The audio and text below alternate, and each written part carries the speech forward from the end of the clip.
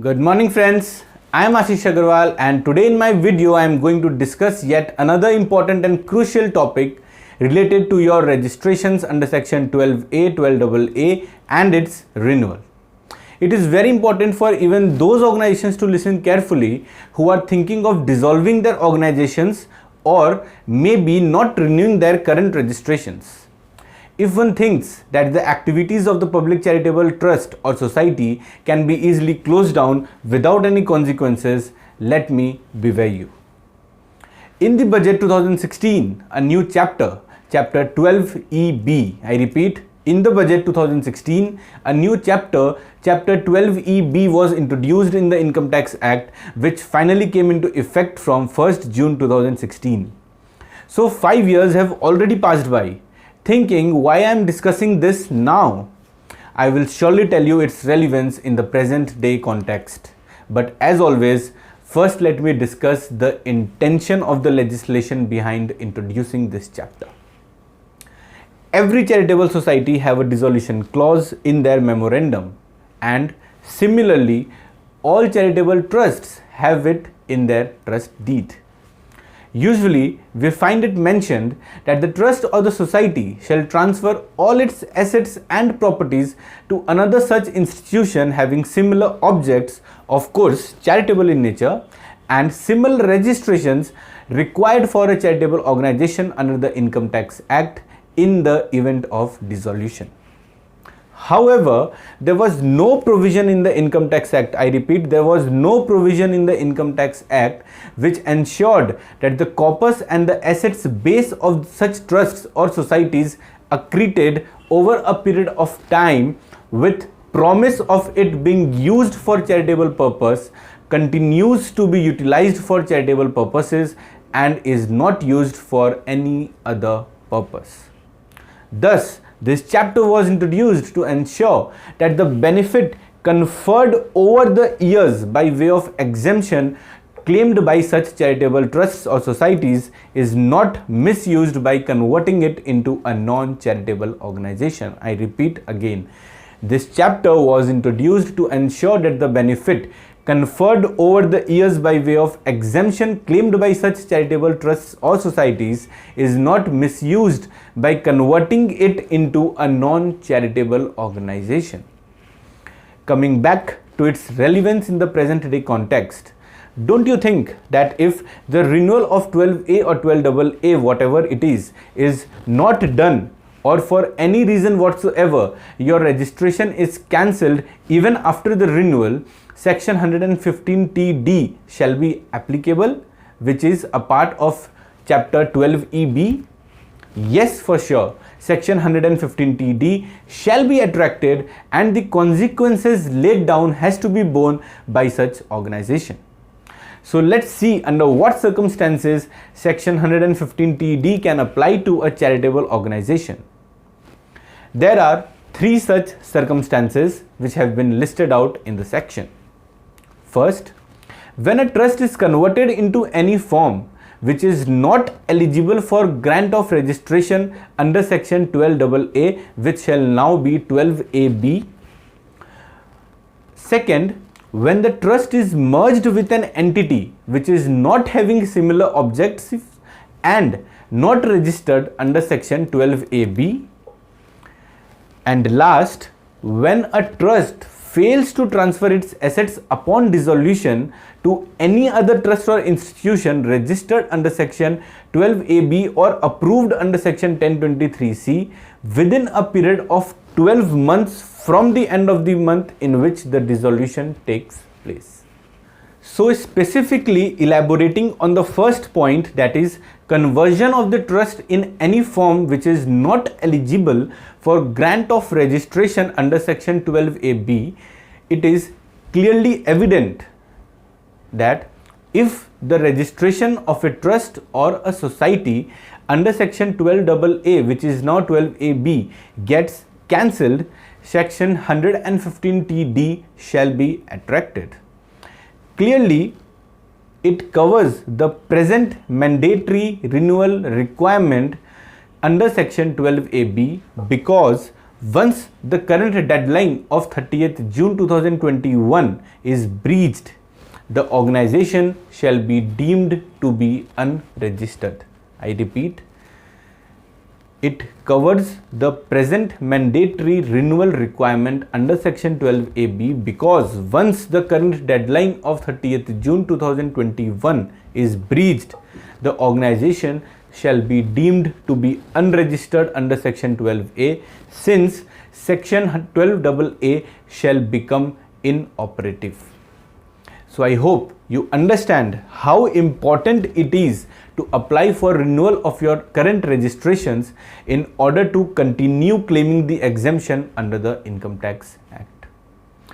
Other circumstances where the organization shall be deemed to be converted into any form which is ineligible for registration can be not applying for re-registration under section 12AB after modification of objects which do not conform to the conditions of the registration granted, or not applying for permanent registration under section 12AB within the timeline prescribed.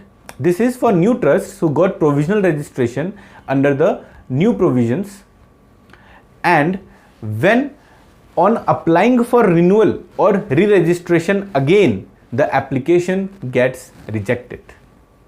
In all such cases, the charitable organization shall lose its status of exemption and become a non-charitable organization, thus liable to tax at the maximum marginal rate as prescribed in section 115TD. I repeat, in all such cases which we discussed, the charitable organization shall lose its status of exemption and become a non-charitable organization, thus liable to tax at maximum marginal rate as prescribed in section 115TD. In this respect, I would also like to discuss a CBDT circular number 21/2016 dated 27th May 2016, where a clarification was provided regarding such cancellation of registrations. The intention of this circular was to avoid hardships on the charitable institutions due to introduction of chapter 12EB, which we are discussing right now, because on cancellation of registration under section 12AA, which is now 12AB, the institution shall be hit by the provisions of section 115TD. So it was advised to the field authorities that the cancellation shall be initiated only when the authorities are satisfied.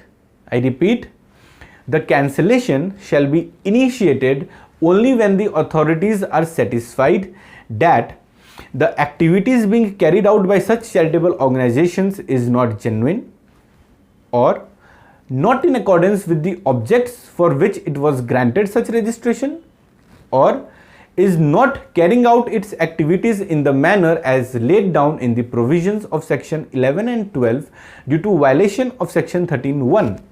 Now what is 13(1)? Where the trusts are meant specifically for particular religion or community or for the benefit of its members and not general public at large.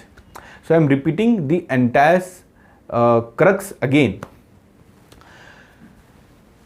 The cancellation of registrations under section 12AA or 12AB, the field authorities should initiate only when the authorities are satisfied that the activities carried out by such charitable organizations are not genuine or is not being carried out in accordance with the objects for which it was granted such registration, or is not being carried out in accordance with the provisions as laid down in section 11 and 12 of the Act due to violation of section 13(1). Now what is 13(1)?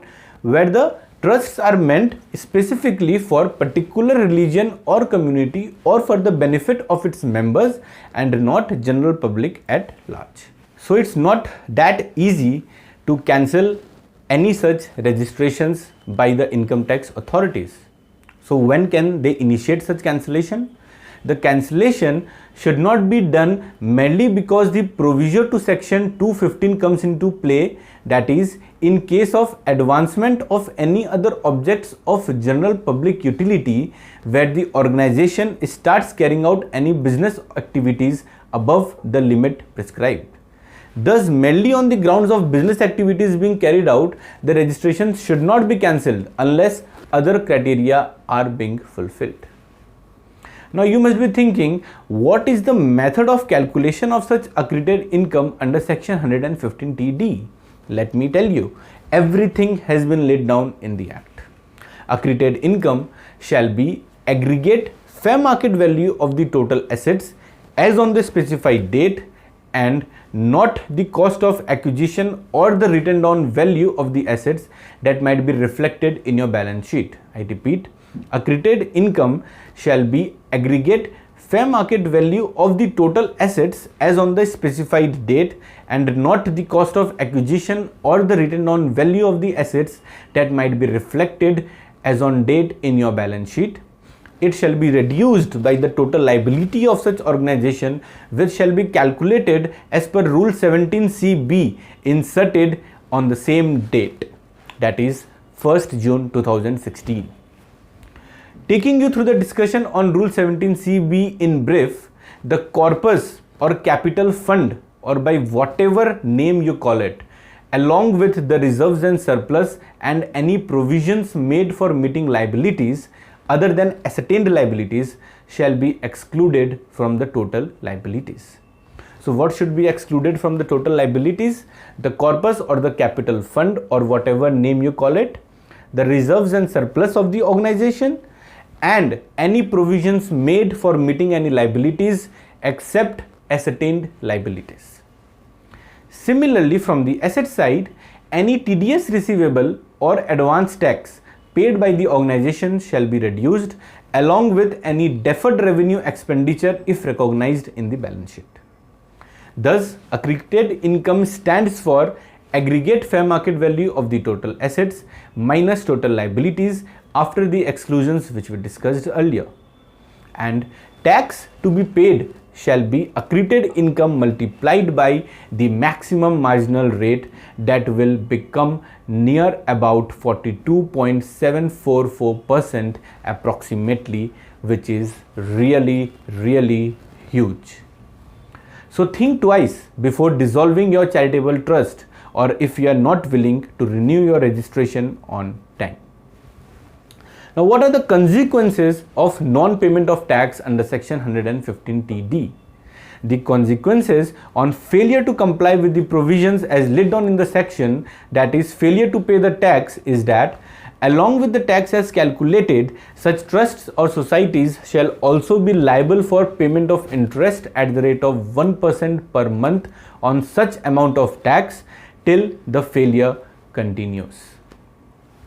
In section 115TF, which is the continuation of section 115TD, even the principal officer or trustee along with the trust has been covered as assessee in default. I repeat, please listen carefully.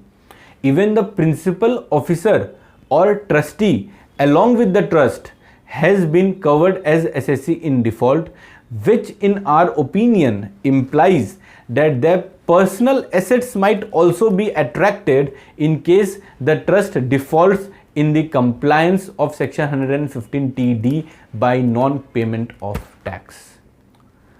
So it is very essential to comply with the provisions of section 115TD, and if you do not want it to get it attracted, please renew your registrations on time.